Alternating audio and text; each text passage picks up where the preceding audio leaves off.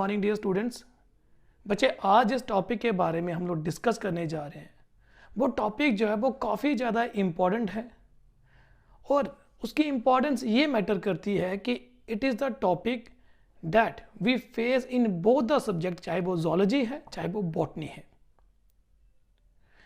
Zoology में आपने देखा था कि जब खाना डाइजेस्ट हो जाता है तो उसके बाद वो ऑब्जॉर्व किया जाता है और ऑब्जॉर्व होने के बाद मैंने आपको बताया था कि वो पूरी बॉडी में डिस्ट्रीब्यूट हो जाता है हर एक सेल में। जब खाना, चाहे वो ग्लूकोज है चाहे वो प्रोटीन है डेट इज एमिनो एसिड है चाहे वो फैटी एसिड है, वो सेल्स के पास जाता है तो वो मेटाबॉलिक एक्टिविटी में या मेटाबॉलिक रिएक्शन में पार्टिसिपेट करता है। आज जिस एस्पेक्ट के बारे में हम डिस्कस करने जा रहे हैं वो है मेटाबॉलिज्म ऑफ ग्लूकोज। बच्चे, जब हमने कार्बोहाइड्रेट खाते हैं तो कार्बोहाइड्रेट डाइजेस्ट होके ग्लूकोज, ग्लैक्टोज, फ्रुक्टोज वगैरह बनाते हैं और ये जाते हैं ब्लड में और ब्लड से सेल में।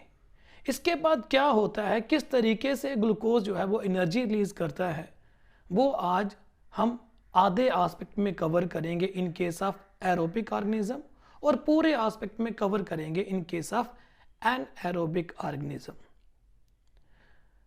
ग्लूकोज जो है ड्यूरिंग द मेटाबॉलिक प्रोसेस जब उसकी ब्रेकडाउन की जाती है तो in case of aerobic organism उसे दो स्टेप में की जाती है। पहले स्टेप को ग्लाइकोलिसिस बोलते हैं और दूसरा स्टेप जो है वो सिट्रिक एसिड साइकिल में आता है। In case of anaerobic organism उनमें सिर्फ ग्लाइकोलिसिस होता है और सिट्रिक एसिड साइकिल नहीं होता। वो इसीलिए क्योंकि सिट्रिक एसिड साइकिल जो है वो माइटोकॉन्ड्रिया में होता है और माइटोकॉन्ड्रिया में रिएक्शन करने के लिए हमें ऑक्सीजन की जरूरत होती है, जो कि एनारोबिक ऑर्गेनिज्म बिना ऑक्सीजन के रहते हैं और उनमें वो चीज़ नहीं होती। चूँकि ग्लाइकोलिसिस एक कॉमन स्टेप है, चाहे वो एरोबिक ऑर्गेनिज्म है, मतलब जो इन the presence of air survive करते हैं, या फिर एनारोबिक ऑर्गेनिज्म है। तो आज इस वीडियो में हम लोग ग्लाइकोलिसिस के बारे में डिस्कस करेंगे। तो चलिए बच्चे शुरू करते हैं। जैसे कि आपको स्क्रीन में साथ में दिख रहा होगा कि सबसे पहले जो ग्लूकोज है ये आपके ब्लड में पहुंचता है और सेल इसे अपटेक कर लेता है ग्लूकोज को।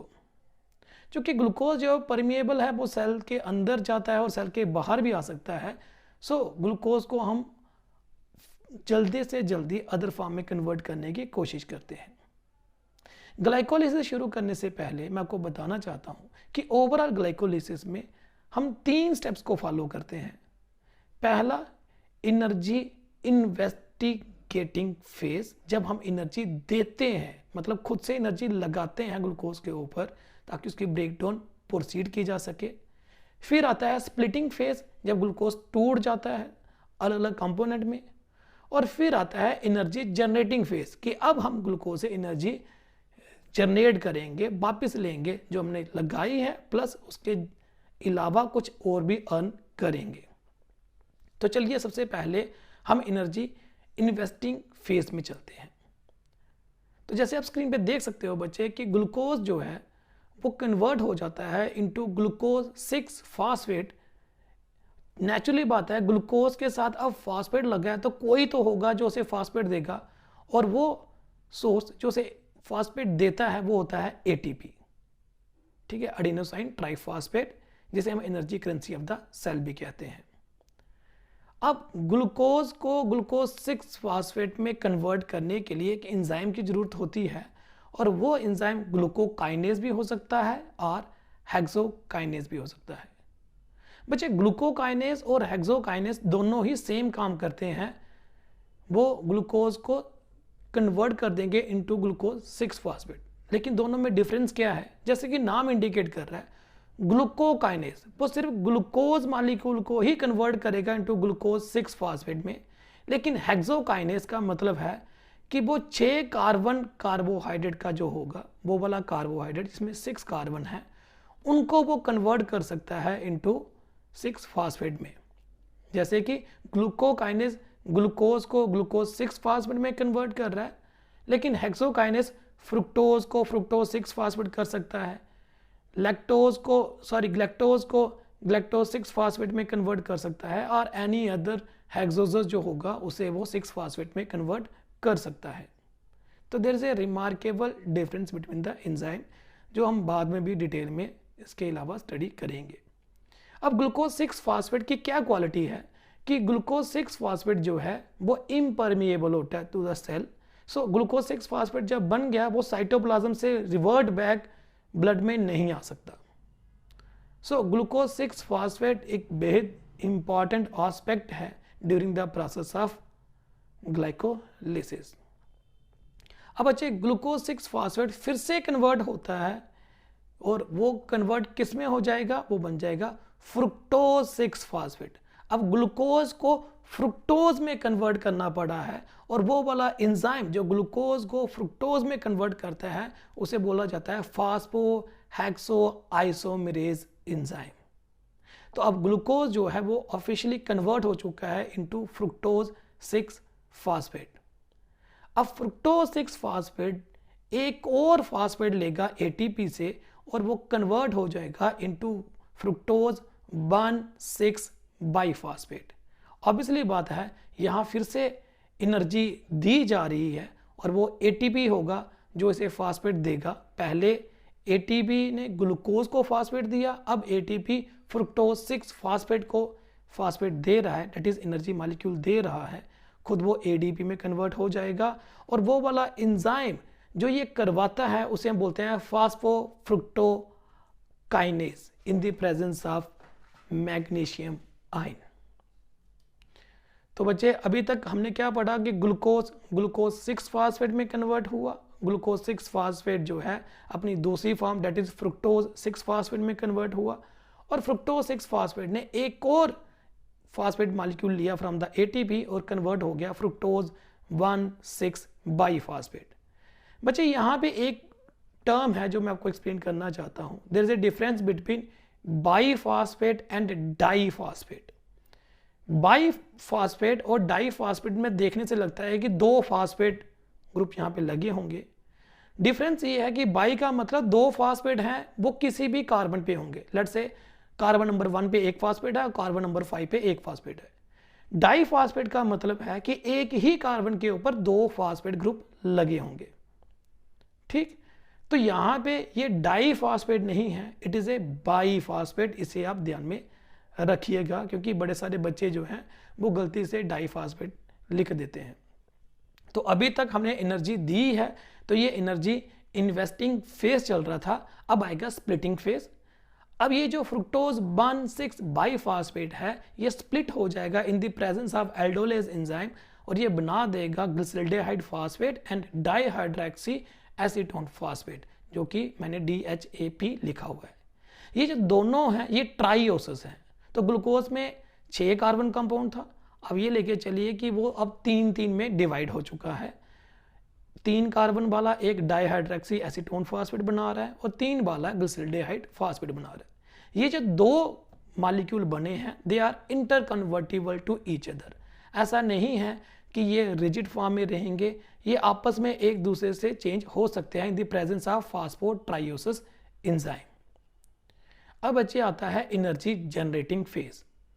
पहले आपने एनर्जी लगा दी है, अब इसको दो हिस्सों में डिवाइड भी कर दिया है, डेट इज स्प्लिटिंग भी हो चुकी है। अब हम क्या करेंगे, इससे एनर्जी डिराइव करेंगे और एनर्जी डिराइव करने के लिए हम आगे बढ़ते हैं। तो क्या होता है कि ये जो ग्लिसरल्डेहाइड 3 फास्फेट है ये कन्वर्ट हो जाएगा इनटू 1,3 बाईफास्फोग्लिसरिक एसिड और ये जो कन्वर्जन हो रही है इनटू 1,3 बाईफास्फोग्लिसरिक एसिड, इस कन्वर्जन के दौरान एक NAD मॉलिक्यूल जो है वो NADH+H आयन में कन्वर्ट हो जाएगा, मतलब वो प्रोटॉन को एक्सेप्ट कर रहा है हाइड्रोजन आयंस की प्रेजेंस में। ठीक है, तो NADH is also energy carrier molecule है जो कि इलेक्ट्रॉन ट्रांसपोर्ट चेन में जब जाएगा वहां जाकर वो 3 ATP बनाता है इन माइटोकॉन्ड्रिया, जो कि बाद में डिस्कस किया जाएगा जब हम इलेक्ट्रॉन ट्रांसपोर्ट चेन पढ़ेंगे। तो फॉर द टाइम बिंग अभी तक हमें एक एनर्जी मॉलिक्यूल मिल चुका है, वो है NADH।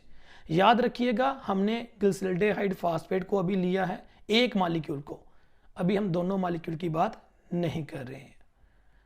देन आपका जो 1,3 फास्फोग्लिसरिक एसिड बना है या ग्लिसरेट बना है ये कन्वर्ट हो जाएगा इनटू 3 फास्फोग्लिसरेट। और जब फास्फो 1 3 से 3 में कन्वर्ट हो रहा है, इट मीन्स एक फास्फेट मॉलिक्यूल कम हो रहा है। और वो जो एक फास्फेट मॉलिक्यूल कम हुआ वो किसके पास जाता है, एडीपी के पास। तो पहले क्या था, एटीपी ने फास्फेट दिया और खुद एडीपी में कन्वर्ट हो गया था, मतलब एडिनोसाइन ट्राईफास्फेट से वो एडिनोसाइन डाईफास्फेट बन गया था। उसके बाद 3 फास्फेट थे, 2 में हो चुका था। अब 2 वाला आता है एडिनोसाइन डाईफास्फेट और वो वहां से फास्फेट लेता है और कन्वर्ट हो जाता है एडिनोसाइन ट्राईफास्फेट। तो देखिए पहले स्टेप में हमने एटीपी दिया था और एडीपी बना था, मतलब एनर्जी कंज्यूम की थी। अब एनर्जी जनरेट हो रही है, हम एडीपी दे रहे हैं और वो वापस में एटीपी बन के आ रहा है। क्योंकि यहाँ पर एटीपी जो है वो इलेक्ट्रॉन ट्रांसपोर्ट चेन में नहीं बना, वो ग्लाइकोलिसिस के दौरान ही बन चुका है। तो इस टाइप को हम बोलते हैं सबस्ट्रेट लेवल ऑफ फास्फोरिलेशन। बच्चे जब आप आगे बढ़ोगे इलेक्ट्रॉन ट्रांसपोर्ट चेन में, आपको पता चलेगा कि एटीपी की जनरेशन जो है मेनली वो इलेक्ट्रॉन ट्रांसपोर्ट चेन में होती है। क्योंकि हमारा एटीपी अभी इलेक्ट्रॉन ट्रांसपोर्ट चेन में नहीं पहुंचा हुआ है, वो यहीं पे बन गया हुआ है सबस्ट्रेट की ब्रेकडाउन के दौरान ही। डेट इज वाई इसे हम बोलते हैं सबस्ट्रेट लेवल ऑफ फास्फोरिलेशन। ठीक है, तो ये मैं साथ साथ में आपको चीज़ों को बताते जा रहा हूँ कि इसको हम क्यों कहते हैं सबस्ट्रेट लेवल ऑफ फास्फोरिलेशन। वो इसीलिए क्योंकि एटीपी यूजली जो है वो बनता है इलेक्ट्रॉन ट्रांसपोर्ट चेन में, बट सबस्ट्रेट की ब्रेकडाउन में ही अगर एटीपी बन जाए तो हम उसको बोलते हैं सबस्ट्रेट लेवल ऑफ फास्फोरिलेशन। तो अब क्या बन चुका है, 3 फास्फोग्लिसरेट। बच्चे ये जो 3 फास्फोग्लिसरेट है ये कन्वर्ट हो जाएगा into 2 phosphoglycerate in the presence of mutase enzyme. और जो 2 फास्फोग्लिसरेट है वो कन्वर्ट हो जाएगा phosphoenol pyruvate in the presence of aldolase enzyme. ये जो फास्फोनाइल पायरूवेट है ये फर्दर कन्वर्ट हो जाता है इनटू पायरूवेट। और फास्फोनाइल पायरूवेट नाम इंडिकेट कर रहा है कि उसके साथ फास्फेट लगा हुआ था, और पायरूवेट जब बनता है तो उसमें फास्फेट मिसिंग है। इट मीन्स एक और फास्फेट मॉलिक्यूल यहाँ से निकल चुका है और वो फास्फेट मॉलिक्यूल एडीपी पिक करेगा। That is ADP is converted into ATP again. क्योंकि फिर से एक एटीपी बना है बिना इलेक्ट्रॉन ट्रांसपोर्ट चेन में गए हुए। दैट इज वाई इस एटीपी को भी हम लोग बोलेंगे सबस्ट्रेट लेवल ऑफ फास्फोरिलेशन। ठीक है, इस प्रोसेस को मतलब अगर क्लियरली बोला जाए तो ये जो पायरूवेट है it is the last step in glycolysis in case of aerobic organism. अगर आप ध्यान से देखिएगा कि ओवरऑल हमने 2 एटीपी लगाए थे, ठीक है, ग्लूकोज को ग्लूकोज 6 फास्फेट करने में और फ्रुक्टोज 6 फास्फेट को फ्रुक्टोज 1,6 बाईफास्फेट करने के लिए। और बाद में जब स्प्लिटिंग हुई तो 2 मॉलिक्यूल बने थे, dihydroxy acetone phosphate and glyceraldehyde 3 phosphate. एक ग्लिसरल्डेहाइड 3 फास्फेट ने हमें 2 एटीपी प्रोड्यूस करके दिए, जिसे मैंने बोला था सबस्ट्रेट लेवल ऑफ फास्फोरिलेशन, और एक NADH। क्योंकि हमारे पास 2 मॉलिक्यूल थे, एक डाइहाइड्रोक्सी एसीटोन फास्फेट और दूसरा था ग्लिसरल्डेहाइड फास्फेट, जो आपस में इंटर कन्वर्टिबल है। तो लेके चलिए जब दूसरा मॉलिक्यूल भी इसी चेन में आएगा तो वो भी 2 मॉलिक्यूल एटीपी के और एक NADH बनाएगा। तो ओवरऑल अगर आप देखेंगे तो अभी तक क्या हुआ था, हमने 2 एटीपी मॉलिक्यूल यूज किए, इन रिटर्न हमें 4 एटीपी मॉलिक्यूल और 2 NADH मॉलिक्यूल जो हैं वो बनाए हैं। नेट में अगर देखा जाए, नेट का मतलब प्लस माइनस करके कि हमने क्या लगाया और वापिस क्या मिला, तो हमने 2 एटीपी लगाए थे, रिटर्न में हमें 4 मिले हैं, तो ओवरऑल हमें फ़ायदा 2 एटीपी का हुआ। हमने कोई भी NADH नहीं लगाया था और बदले में हमें NADH भी मिले हुए हैं, तो हमें 2 NADH मॉलिक्यूल का भी फ़ायदा हुआ है। In case of anaerobic organism, जहाँ अगर ह्यूमन बीइंग में ही रेस्पिरेशन, जब मैंने बोला था ऑक्सीजन के अभाव में जब हमारा मसल बहुत ज़्यादा काम करता है और ऑक्सीजन की कमी होना शुरू हो जाती है, तो उस टाइम पे क्या होता है कि हम एनारोबिक रेस्पिरेशन में शिफ्ट हो जाते हैं। ठीक है, हमारे कुछ सेल्स, चाहे वो मसल के सेल है चाहे कुछ भी, और एनारोबिक में तो है ही है। तो वहाँ पे क्या होता है कि पायरूवेट जो है वो लैक्टिक एसिड में चेंज हो जाता है। याद है मैंने आपको बोला था कि जब हम वैष्णो देवी की पहाड़ी पे चढ़ते हैं, लगातार चलते रहते हैं, ऑक्सीजन की डेफिशिएंसी होना शुरू हो जाती है, क्योंकि हम वर्कआउट कर रहे हैं, एनर्जी की डिमांड बढ़ती जाती है, तो हमारे मसल जो हैं वो एनर्जी की आपूर्ति के लिए, उसे पूरा करने के लिए एनारोबिक रेस्पिरेशन का मोड भी एक्वायर कर लेते हैं, जिसकी वजह से हमारे मसल्स में लैक्टिक एसिड जम जाता है। तो बच्चे, पायरुवेट जो है वो लैक्टिक एसिड में कन्वर्ट होता है mainly in case of anaerobic organism, और एरोबिक ऑर्गेनिज्म में तब होता है जब वो ऑक्सीजन डेफिशिएंट मीडियम में जो है वो काम करता रहता है रिक्वायरमेंट एनर्जी की पूरी करने के लिए। पायरुवेट का जब कन्वर्ट किया जाता है इनटू लैक्टिक एसिड तो एक NADH मॉलिक्यूल को यूज किया जाता है। चूंकि ग्लिसरॉल्डिहाइड फॉस्फेट 2 बार यूज होता है, इसका मतलब in case of anaerobic organism हमारे दोनों NADH मॉलिक्यूल यूज हो जाते हैं, राइट। तो इट इज क्लियरली जो बात समझ हमें आती है वो क्या है कि एनारोबिक में सिर्फ 2 ATP मॉलिक्यूल का नेट फायदा होता है, लेकिन एरोबिक में हमें 2 नेट ATP मॉलिक्यूल और 2 NADH मॉलिक्यूल का फायदा होता है। तो इसके अलावा कुछ एक्सेप्शंस भी हैं कि अगर ग्लूकोज का सोर्स क्या होगा तब कौन सी चेंजेस आएंगी, वो हम आज डिस्कस नहीं करेंगे। तो ओवरऑल मुझे एक्सपेक्टेशन है कि आपको ग्लाइकोलिसिस के बारे में समझ आई होगी। थैंक यू बच्चे।